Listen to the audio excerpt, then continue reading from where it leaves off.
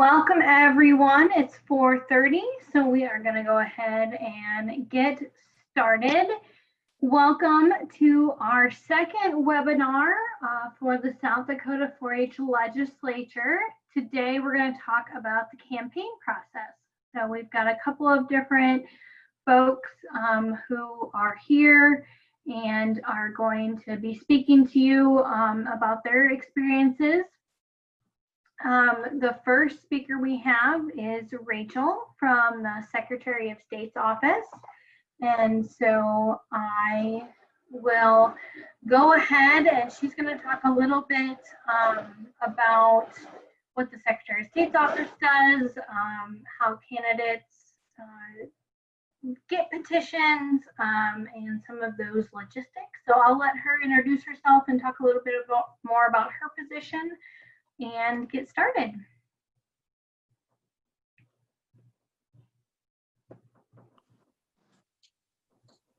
Hi, everyone. Can you hear me okay? Yes, we can hear you. Perfect. Okay. So as she was saying, my name is Rachel Solik. I work for the Secretary of State's office. I'm the HAVA coordinator. HAVA is the Help America Vote Act coordinator. So I've been with the office for a little over 5 years now. I've done a little bit of everything in the office. Currently, I oversee the system in the state that helps run elections. And I also help train all the county auditors on how to run elections. And I help cities and schools answer constituent questions, just basically kind of everything with elections. Our office in total has 14 people that work for it. 5 of us work in elections.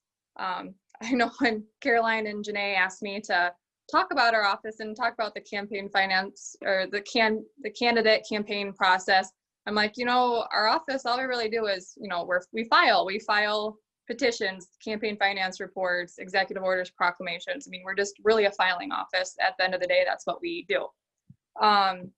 So to start the process on being a candidate, obviously it has to be an election year and there has to be the positions open. So if you're going to run for the legislature, the House and Senate, their positions are open every 2 years. And so a candidate can start circulating petitions starting January 1 of an election year. And for a partisan candidate, they have until the last Tuesday in March to file their petitions. And an independent candidate has until the last Tuesday in April. So when someone takes out petitions, they can take them out with our office. They can get it off their website. They can go to their local county auditor office and take out petitions. So a petition, so at the top of a petition, there's like the declaration candidacy part, and you say, I, Rachel Solik, I'm running for this office. I reside here. You sign your name and have it notarized. So after you have your petition notarized, you can go out and collect signatures. So the key with collecting signatures, every signature that the person circulating that petition, they have to witness that signature. They actually have to witness someone signing their petition. So the candidate themselves can circulate that petition, or they can have some volunteers, a family member, a friend, they can go out and circulate those petitions. After they've collected signatures, you have to go get your petition notarized. You get it notarized twice. First, when you fill out that declaration part that you're running for that office, and then again after you've collected signatures. So for a legislative candidate, for a partisan, so like Republican or Democrat, or any of the recognized parties in South Dakota, they have to get at most up to 50 signatures. And that's based off of gubernatorial vote in that district. So that's 1% of that district for that whoever voted for gubernatorial in that district. So that's where we get that number. So at the most, again, they have to collect 50 signatures. So for the last gubernatorial race between Nome and Sutton, there was very high turnout. So almost every single legislative district right now, you have to go get 50 signatures. And really, it's not that hard to collect them and get that many. We always suggest getting more than what's required.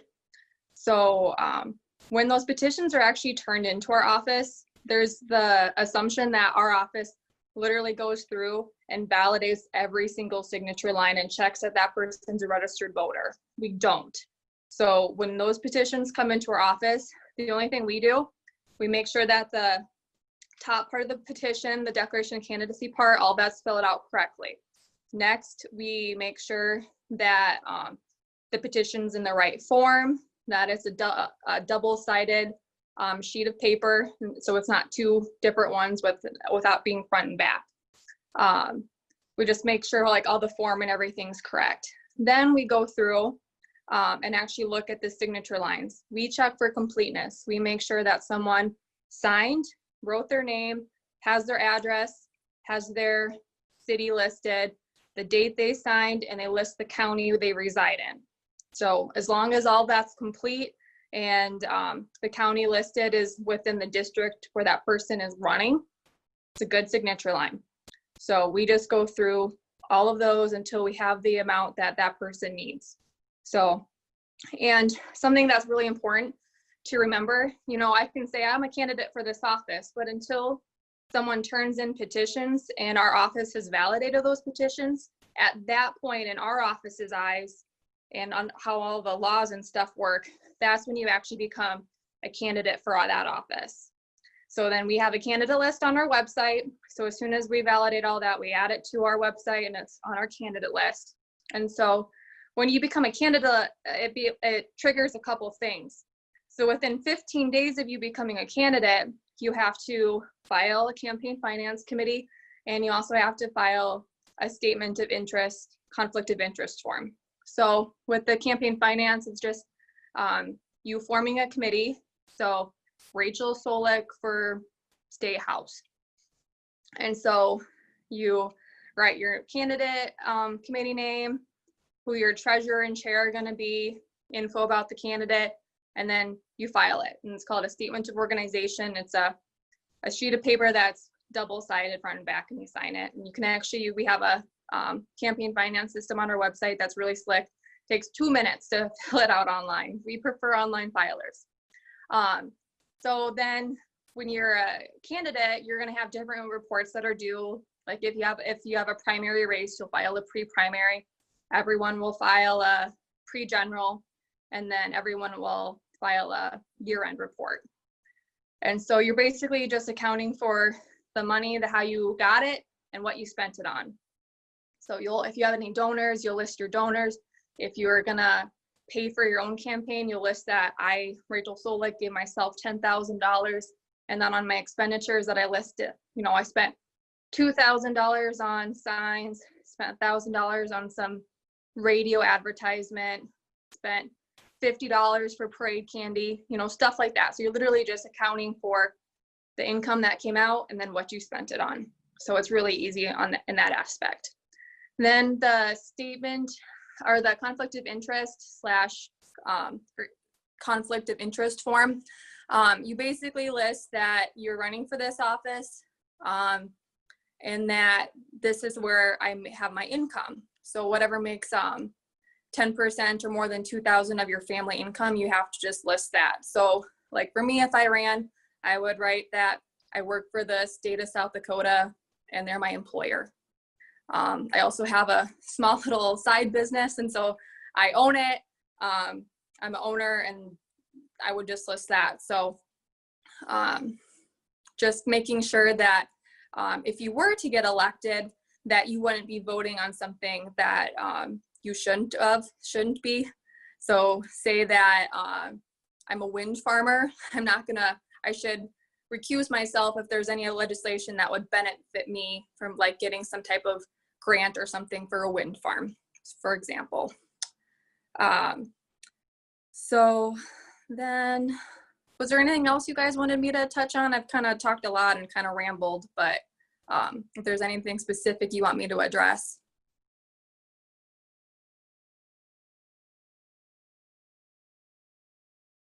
Rachel, this is Ron Frederick. I have a question. Yeah. In South Dakota, if I understand it right, if you're a registered Democrat or Republican, you can only vote in the primary for a Democrat or Republican. And is that correct? Correct. So under the South Dakota codified law, each party determines in their bylaws who is allowed to vote in their primary. So Republicans have a closed primary. Democrats have, it's like a semi-open, semi-closed. So if you're a Democrat, you have to vote on, you would only get a Democrat ballot if there was it was available.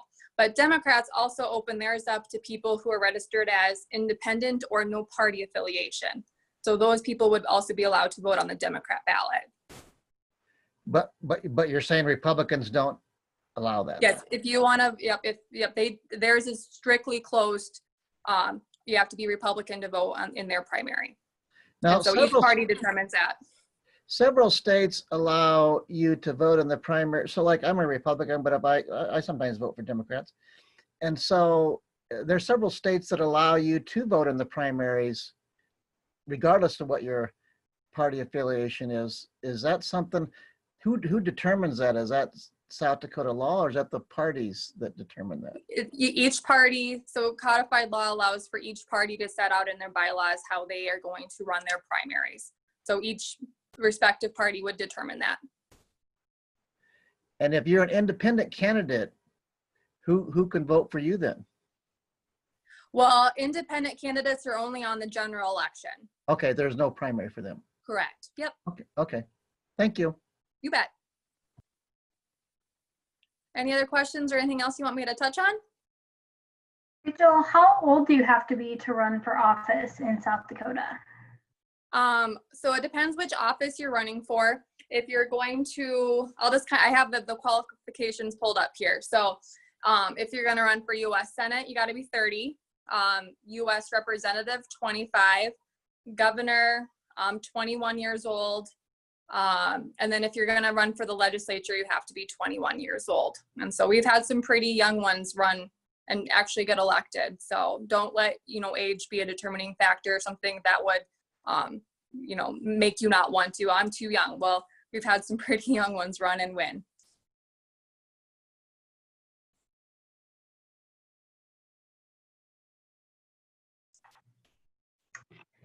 Does anybody else have any questions for Rachel about campaigning, petitions, elections in South Dakota? On those ages that you said, do you have to be born in the U.S. in order to run for any of those offices? For all of them, it says, the age requirement. Then some of them list how long you have to reside. And they do say that you have to be a citizen of the United States.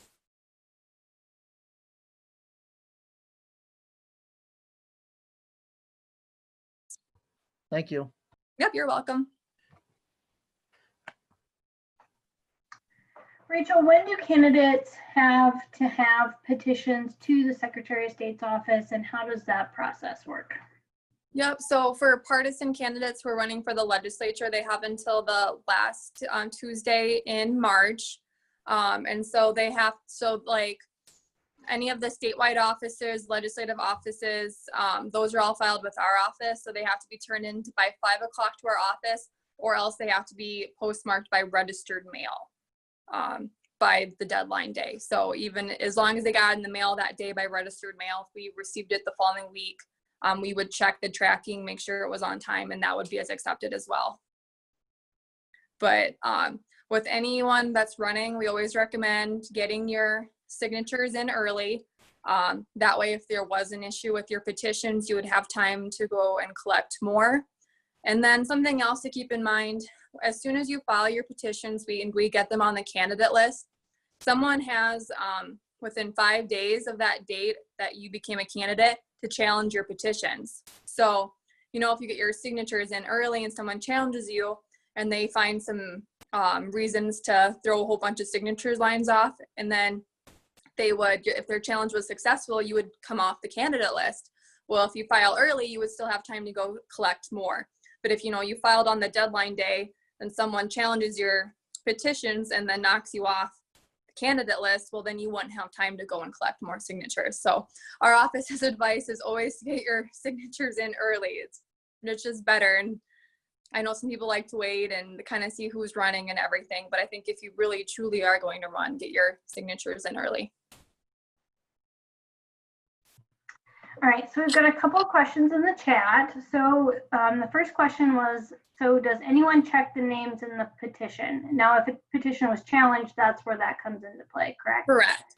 So legislative ones, again, we just check to make sure that it's complete. And then if a challenge was put on those petitions, then we would actually go through, and we'd actually only go through someone who files a challenge with our office.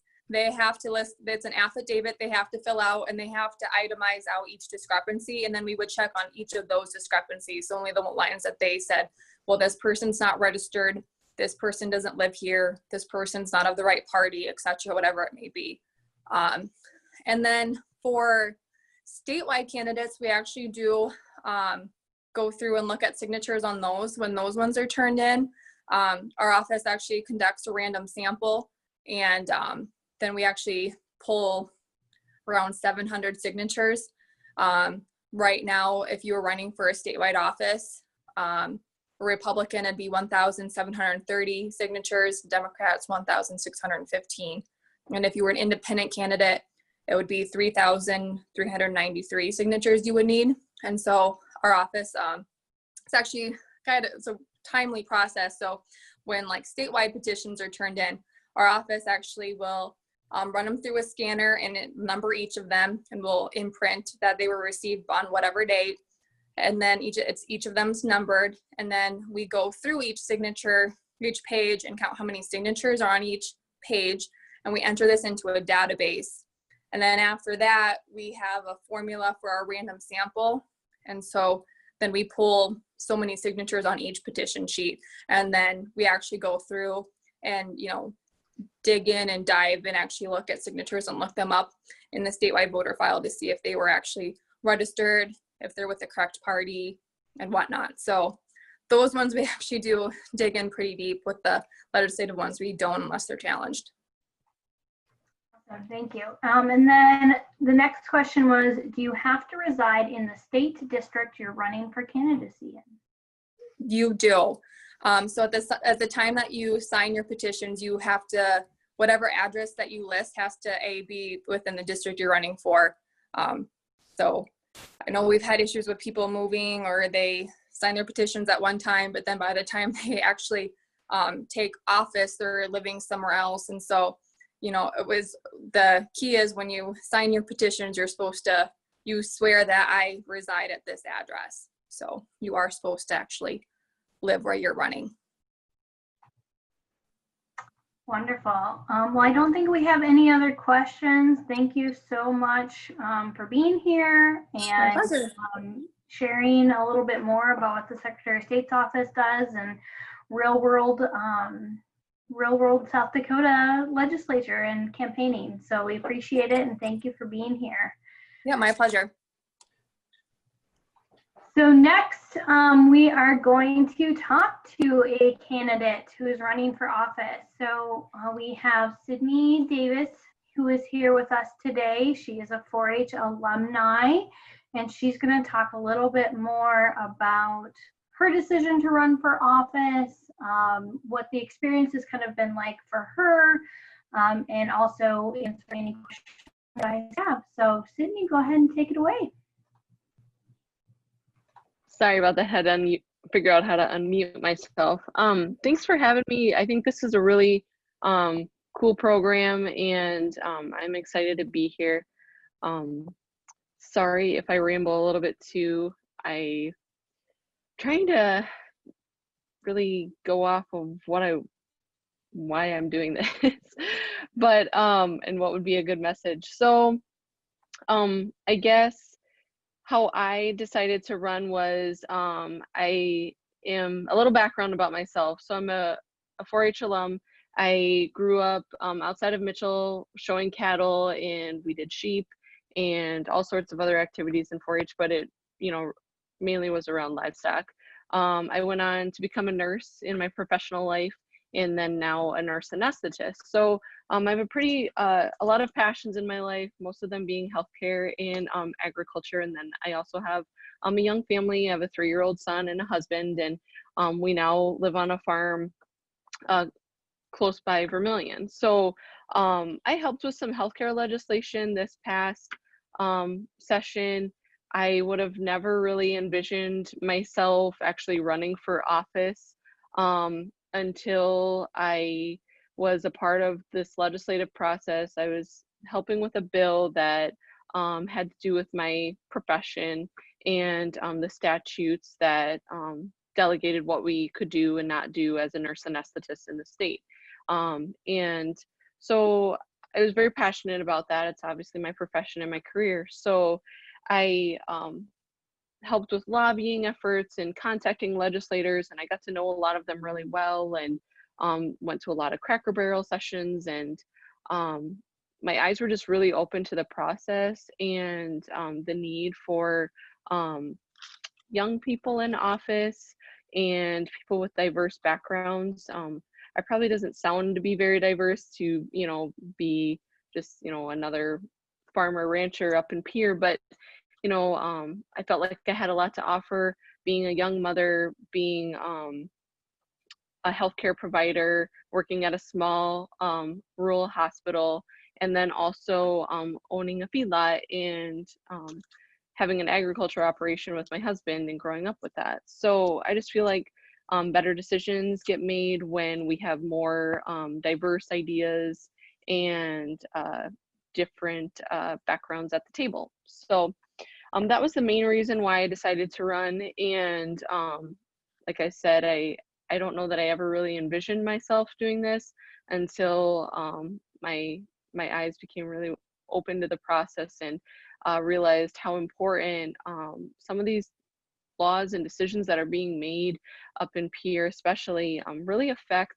our everyday life. And you know, I always kind of paid attention, but having that firsthand experience really drove me to decide that this is something I want to do. So as far as my experience has gone so far, it's been very interesting. It's definitely been a challenge, especially this year, because a lot of the advice and people that I've had as mentors, you know, they tell you to go door to door and tell you to, you know, go out and meet people and things like that. Well, that's not really possible right now with COVID and people social distancing and things like that. So as a first-time candidate, it has been hard for me to get my name out there and try to make those personal connections. So I've been doing a lot of social media, mailings to constituents or people that live in my district,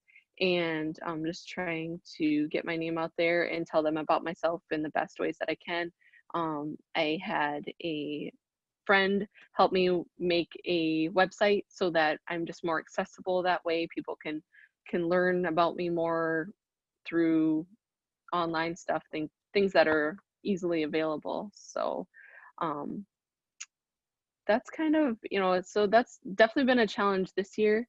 And I'm slightly comforted in the fact knowing that all of my competitors at least have the same challenges as well. But I'm running as a Republican and I do have a primary in my district.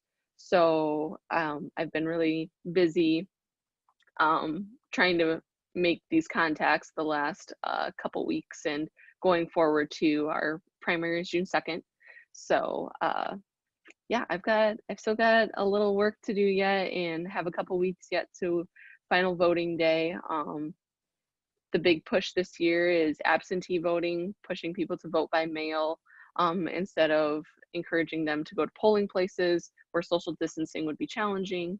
And we're predicted to peak with our coronavirus in June anyways. So it's just been interesting. It's been a good experience. It's been challenging at times, but I've surrounded myself with people that really support me and that have been very encouraging. And I would say that's definitely important if you're ever going to run for office, because there'll be days that are challenging. But I'm glad I'm doing it, and I'm glad to see programs like this encourage our youth to get involved too. So I don't know, anybody got any questions? Awesome, thank you. Well, I'll just start us off with a couple questions as Sure. Everyone's thinking. So what has been the most surprising thing so far for the process for you, or maybe even the most challenging thing? Well, there's a couple different things. Probably the most challenging thing is how probably, and I don't want to say surprising either, because I did anticipate that this was going to take a lot of my time. I anticipated that, but I think I underestimated just how much time it was going to take. But it has been time consuming. I'm thankful that I've got a pretty flexible work schedule that makes it easy for me to put the amount of work in that I want to. But I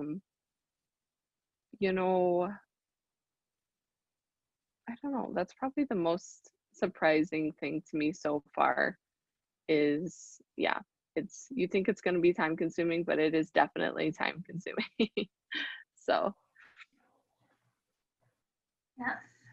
Okay, so my next question is, have any of the skills that you gained through 4-H helped you in this process or preparing for running for office? for sure. I would say perseverance, for sure. And I know I gained that through 4-H, just, being involved with showing livestock and other exhibits and things like that, where, things don't always go your way, but usually if you put enough hard work into it, accept criticism, and do things to better yourself. I know those values and kind of principles, I know I developed those through 4-H. And there have been times that I've received just kind of nasty emails from people and about things that I stand for. And, it's the perseverance of knowing that you're doing the right thing and that you're doing something to better, that your intentions are still good, and not letting, one bad comment or one frustration or one person saying, no, I'm not going to vote for you, or somebody saying, no, I'm not going to put up your yard sign, not letting those things keep you from still pursuing your goal and still knowing that you're doing the right thing. So. Awesome. Love to hear that. So Caitlin had a question. She said, can you send out absentee ballots to people with an arrow pointing to your name? I don't think so. But so how that process works with the absentee ballots are for people to mail. So it's different in every state, but in South Dakota, we don't mail out. This sounds a little, I'm trying to figure out the best way to explain it. So first, in order to get a ballot in the mail, you have to apply for it. We don't just mail out ballots to any household or things like that. You have to first fill out an application to say, I want to get my ballot in the mail, and that's how I want to vote. So you fill out that application, and you have to include a copy of your driver's license to verify that you are who you say you are. Or you could get it notarized by a notary person, but that has also been challenging in this coronavirus. So they're allowing people to just send in copies or email copies of their driver's licenses. So no, I can't send out ballots. I wish I could, but that's how that process works. You have to first send in your application to say, I want an absentee ballot by mail. The county auditor will take that application and process it. And then the county auditor is the one that handles all of the ballots, all the election day things. As candidates, we don't have anything to do with collecting ballots or things like that. So that's the election officials in each county, and usually those election officials work in the county auditor's office. So I have helped supporters or people that want to vote for me.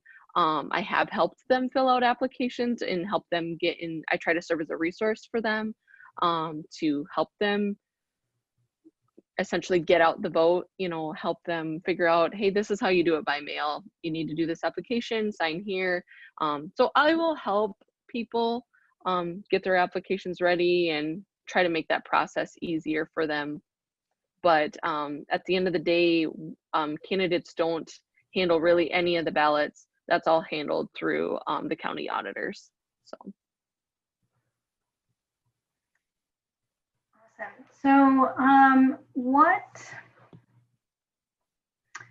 what have you done to get your name out there? I know you talked a little bit, but what specific strategies are you using to get your name out there, to let people know who you are and what you stand for and why you want to be a leader for your community?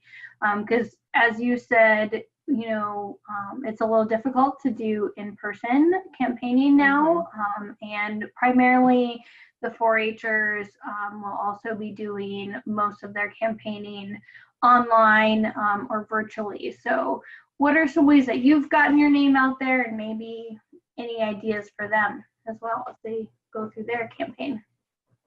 Awesome. Yeah, good idea. Good question. So in this day and age, I've been really trying to leverage social media. In South Dakota, the majority of social media users are on Facebook. So I have tried to connect with voters through Facebook. I have a Facebook page for specifically my campaign. Facebook does have a lot of rules about pages and Facebook ads and how you go about all those things. They do a lot of, I mean, I give Facebook credit. I mean, they are pretty tight on all that stuff. I had to go through a lot of authorization steps to prove to Facebook that I was a candidate, that I had a specific organization, like your previous guest talked about, through the Secretary of State filing an official organization. So I had to verify a lot of things to just get not necessarily my campaign page up and running, but to have the ability to do Facebook ads. So that was interesting, but tried to, you know, do posts on Facebook, do Facebook videos to feel, you know, to kind of give people more of that personal connection so they can hear my voice, see my face, things like that.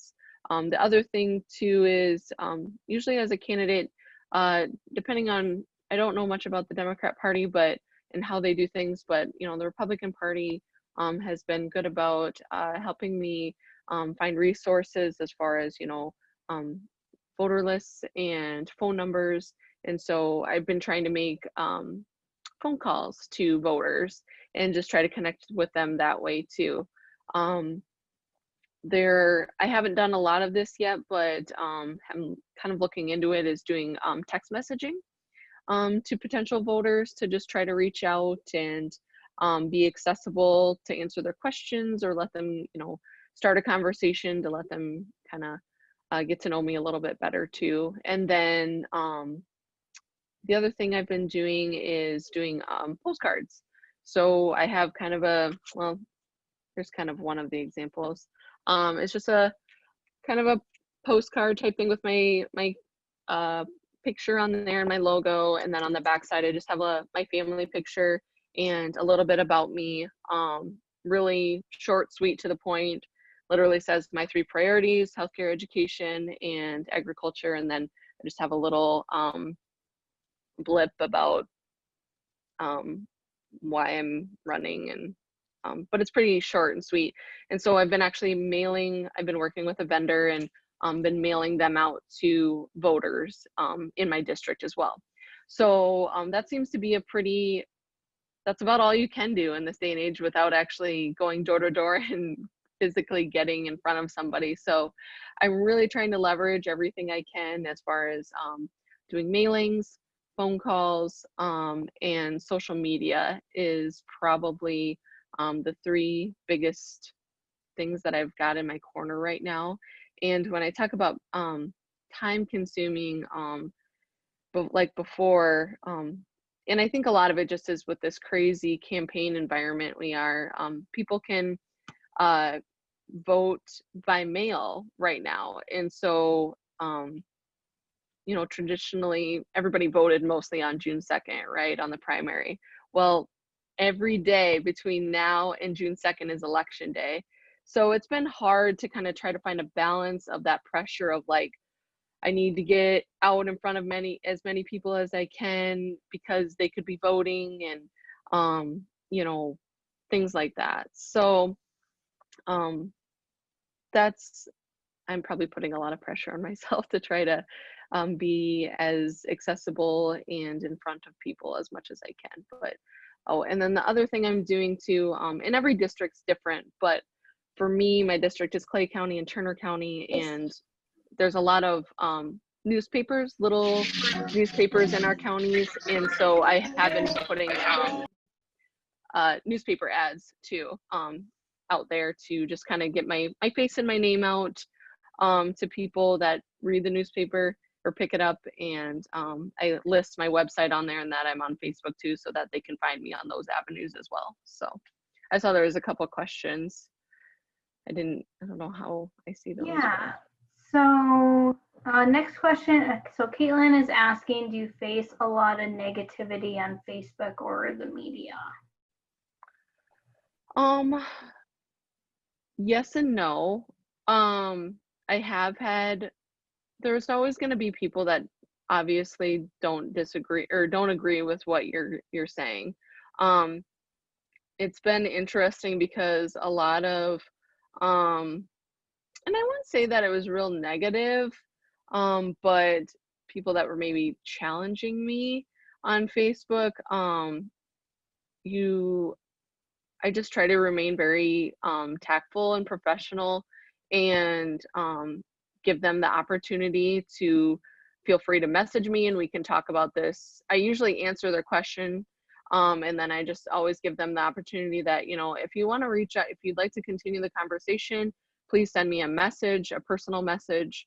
And a lot of times they don't. So I kind of question, you know, were you just looking to get into a keyboard war with me or with somebody, or were you bored and just wanted to, you know, voice your opinion?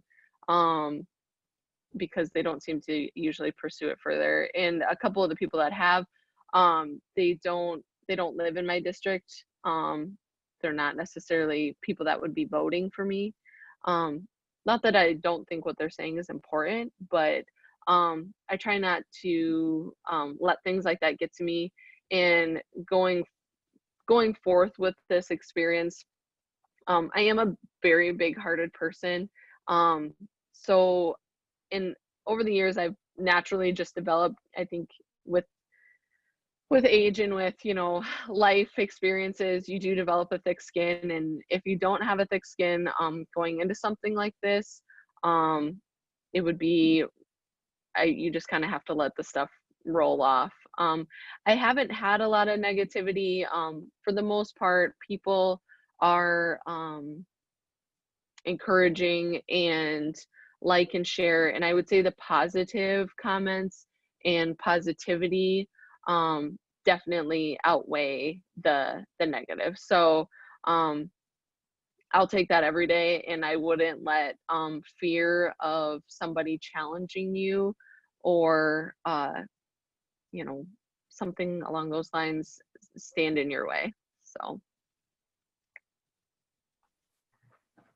great. Does anybody else have any questions for Sydney before we start talking a little bit about our process for South Dakota 4-H legislature?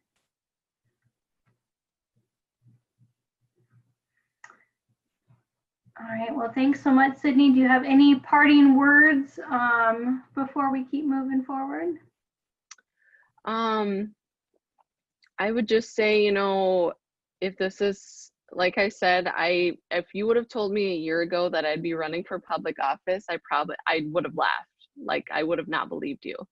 But I just want to remind everybody that if you do have ever an interest or this, you know, I think it's great that you're all here, and that if I can be of help to any of you in the future that decide to run for office, just please find me on Facebook or whatever.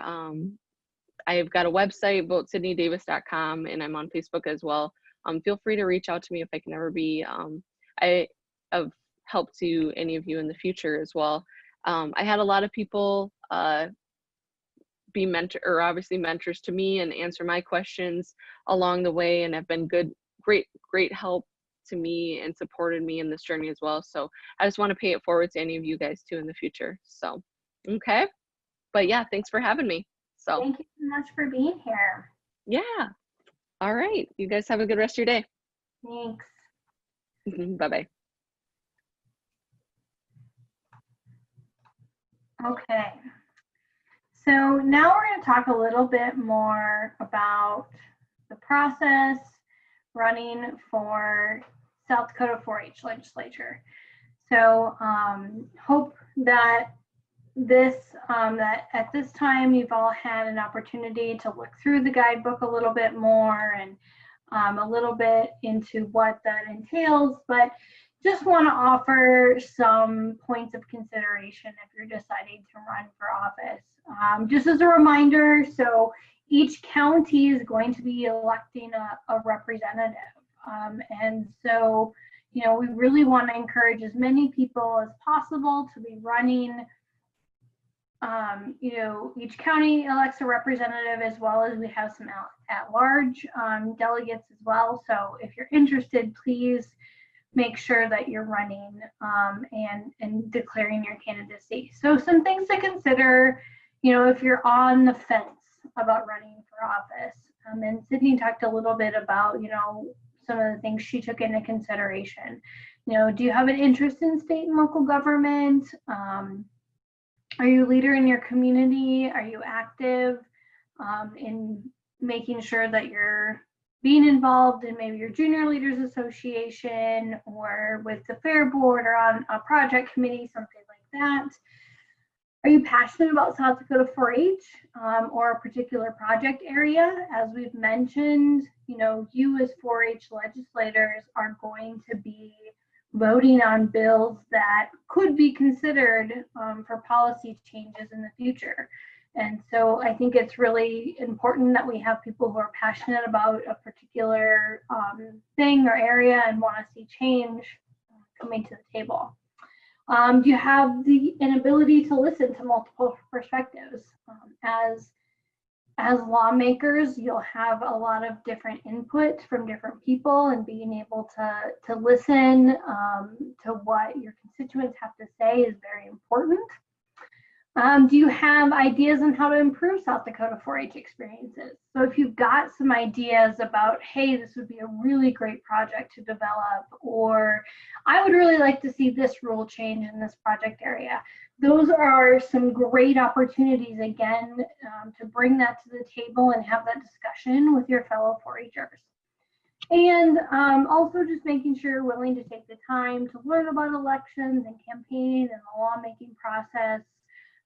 You know, that is going to be one of our expectations for you as candidates, to make sure that you're watching or attending these webinars and really fully getting into the process. So the first step in running is to declare your candidacy. And so this is due by May 5th. So that's next week. It's a very easy survey question pro to fill out. We'll just go to it real quick right now. If I can get my screen here.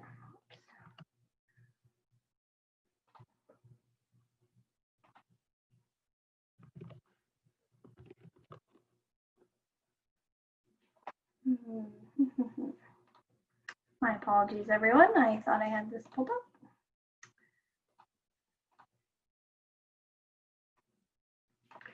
Does anybody have any questions so far as they've looked through the guidebook about running for office or declaring candidacy or issues that have come up?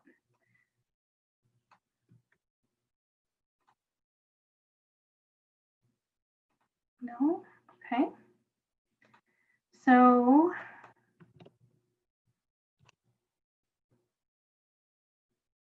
okay.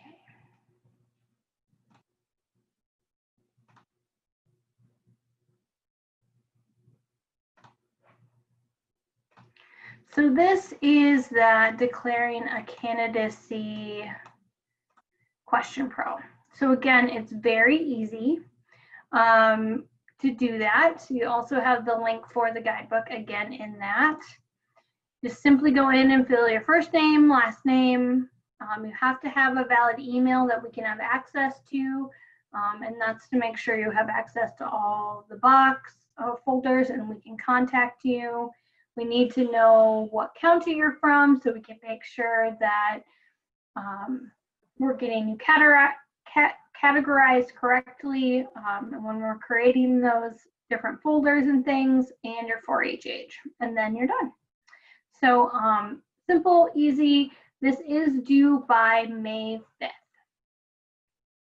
May 5th. All right. So jump back here.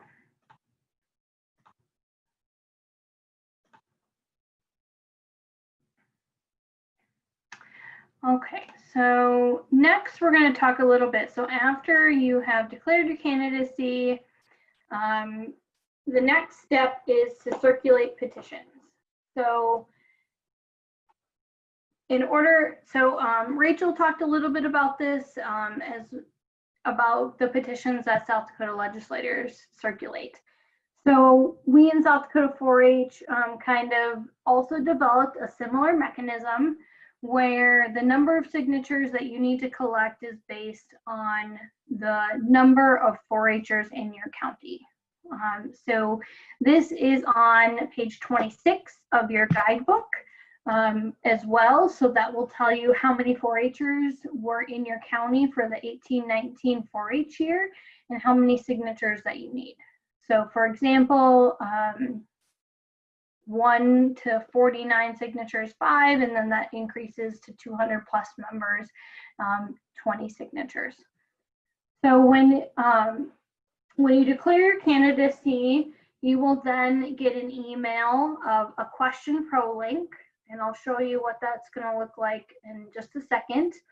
And that question pro link will be your petition. So you're going to ask individuals in your county to say, yes, I think this person should be on the ballot. They deserve a chance to be a South Dakota 4-H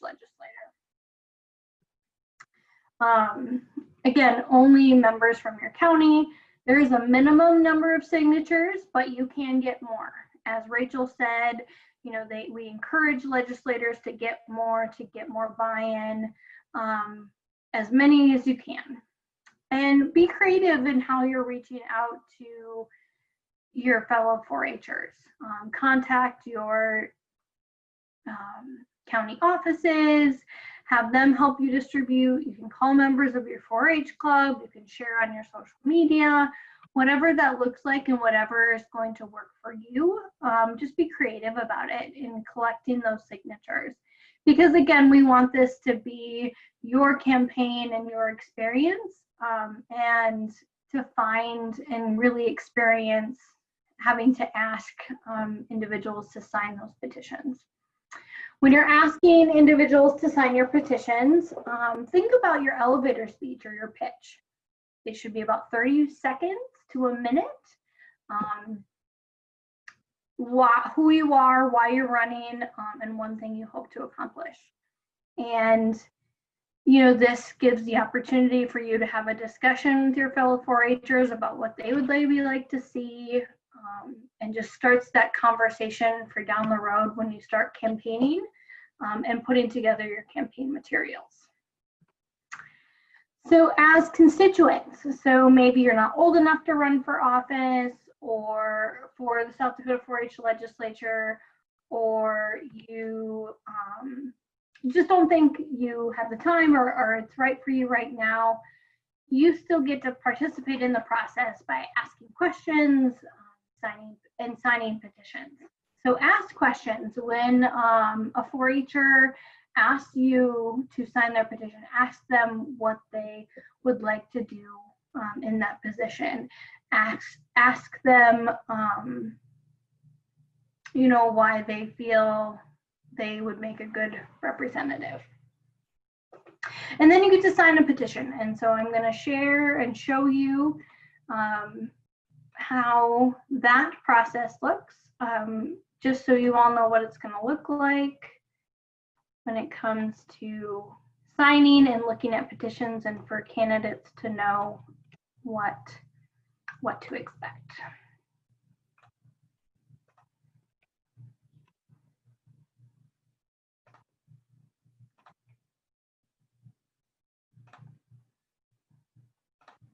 Okay, so this is what the petition is going to look like. And in that petition, you'll have your first name, last name, and then this number is the number of signatures that you need. So this was based off of a sample county and needing 15 signatures. If you only need 5, there will be a 5 there. And so this customized link will be for each person that declares their candidacy through that first form that I showed you. So as constituents, you have a little note here about why it's important to sign petitions. It's your opportunity to say this person deserves a chance to be on the ballot. Again, it's not saying they should absolutely be a legislator or they should move forward, but I believe in their opportunity to do that, and I feel like they deserve that chance. And then the next, you'll put your first name and last name, your county that you belong to, and your 4-H age. So I'll ask you your 4-H age, and then with your mouse, you can actually just sign your name. And so you'll all actually be able to sign your name on this. And if you have a tablet or like a smartphone, this might be a little easier than what I'm trying to do with my mouse and cursor right now. But again, you can put your signature there and say, yes, this is a person I want to see as a leader in my county. And then you'll just date that and hit done. So pretty simple. Candidates, you'll be able to send out that link in email, social media, however works best for you. And again, we as state 4-H committee members are happy to help you in that process and assisting you along the way.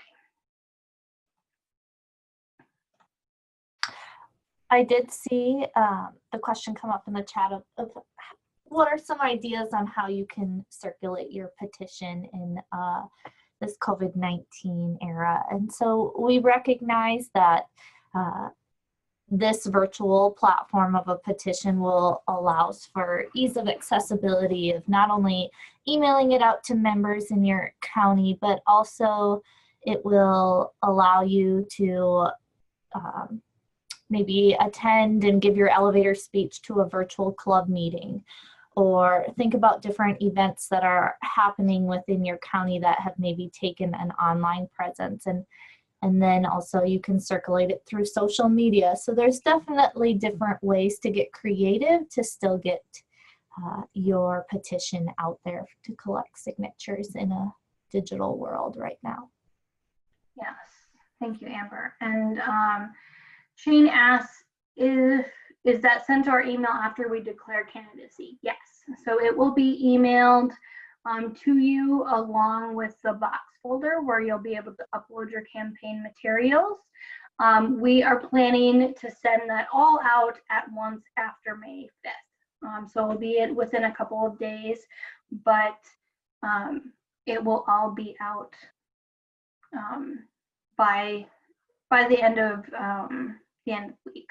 So you should all have that fairly soon after May 5th. And that will give you plenty of time to be able to distribute and put together your campaign materials. All of your petition signatures, as well as uploading your campaign video and rack card, which I'll go over in just a second. That is all due by June 1st.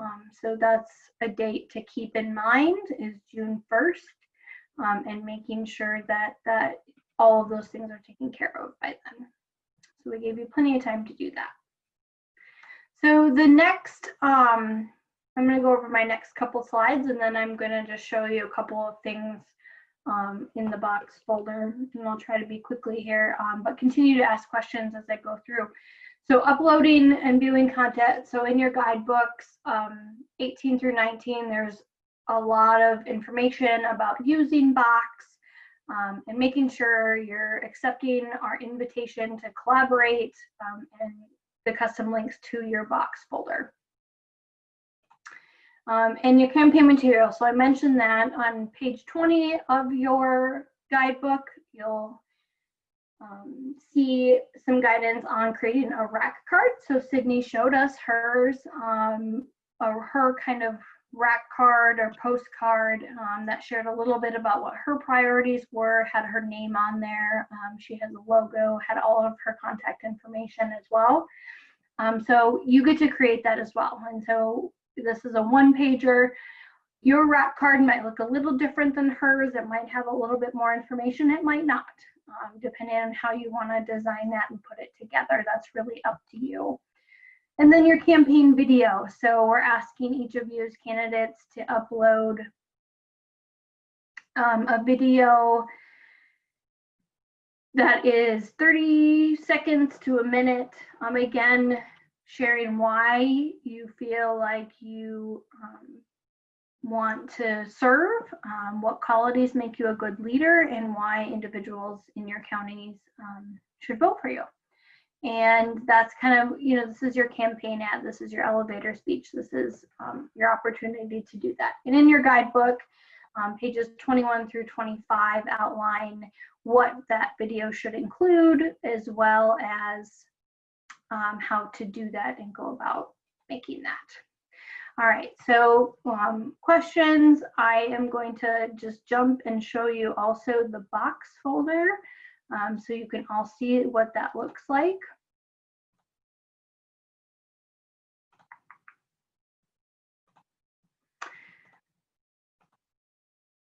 So this is the box folder that you all should be able to see as far as links go. So you'll be able to go in here and click on candidates, and there will be a folder that you as candidates will have access to be able to edit, as well as you'll be able to share that link in that folder.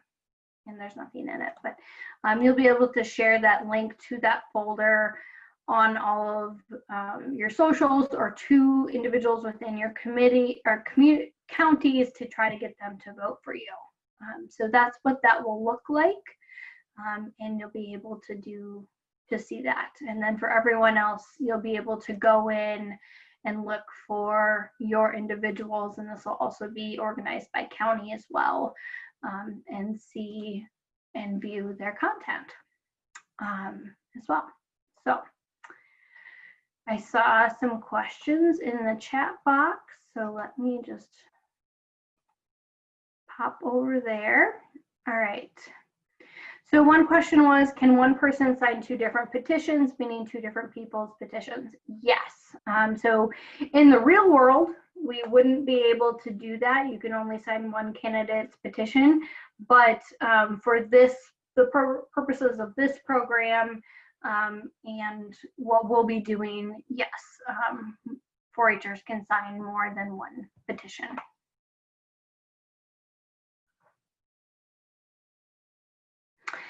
Audra asks, what if there are multiple candidates per county? Can they sign each other's petition? Yes, absolutely.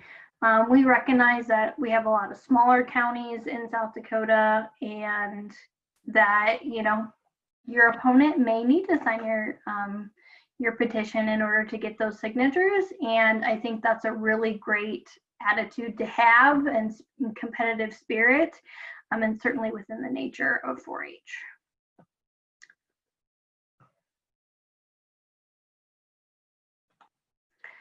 What other questions do you have about declaring candidacy, running for office, things like that?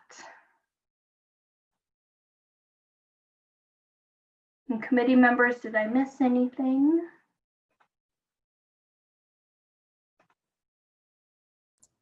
No, I just think if you guys are, as you listen to this and engage in the process, we're so excited that you're interested. But if you think of fellow peers, that this might be a really neat process, because as Janae mentioned earlier, we also do have at-large positions, so there very well could be more than one selected representative from a particular county.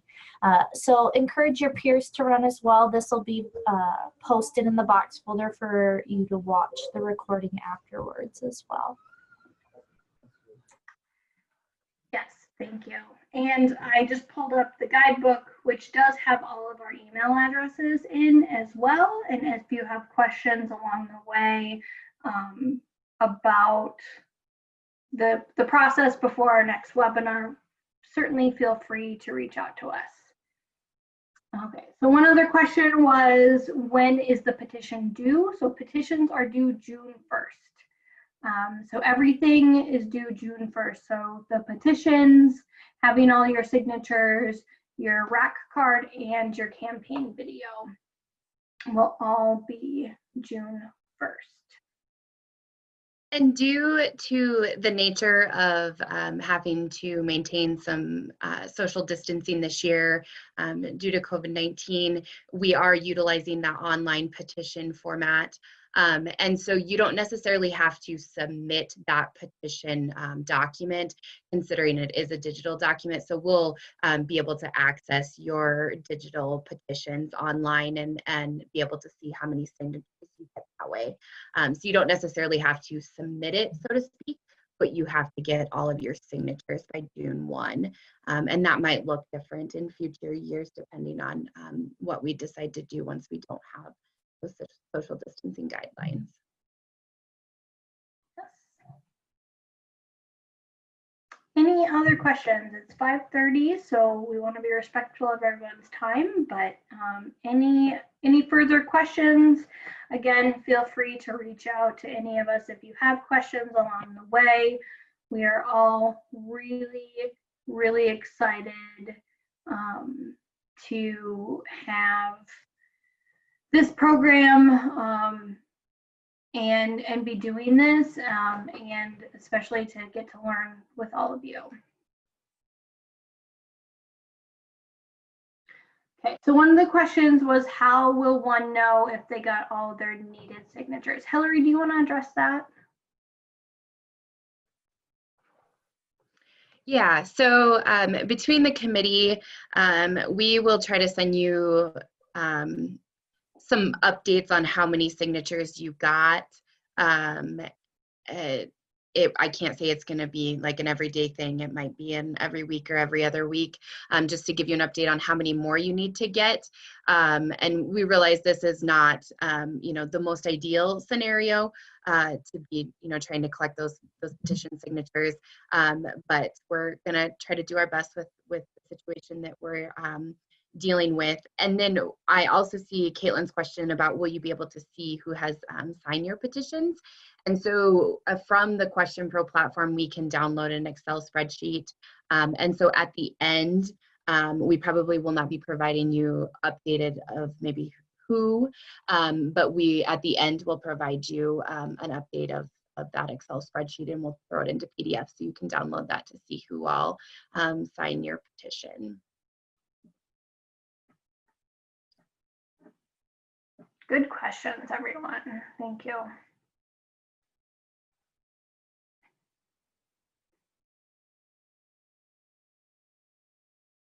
All right, I'm not seeing any other questions coming in. If you guys again do, feel free to reach out to us and we will get back to you. Oh, okay. Is there any certain way we should make our campaign videos?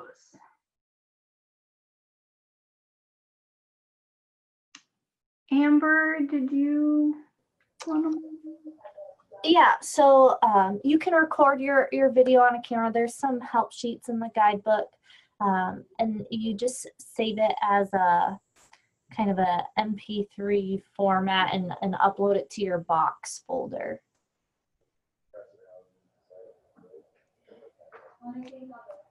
And there are quite a few things that we talk through, just suggestions on developing that video. But you are certainly, if you don't have access to, say, a PC or laptop, you can use your cell phone. Just making sure that, you know, it's not shaky, and you want to try to be as professional as possible, because we do, just like we encourage you to, you know, put your petition information on social media and things like that, you are welcome to use your video as well, to promote yourself on social media and use it in those public platforms. So you'll definitely want to present yourself in a professional manner.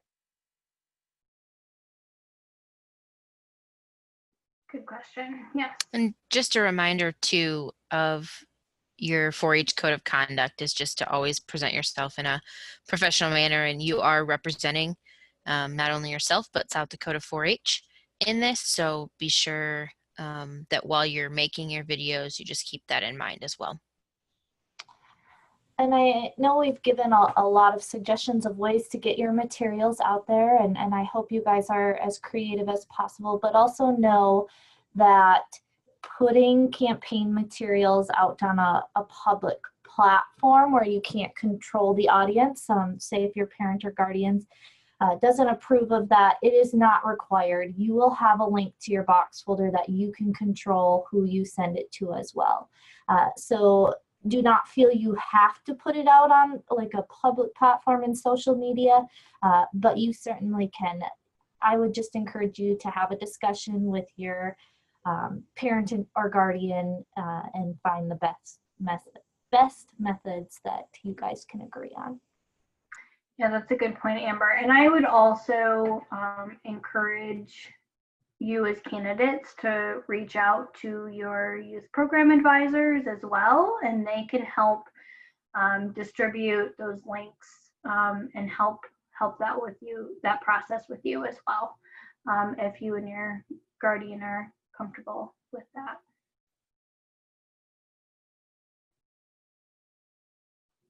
Okay.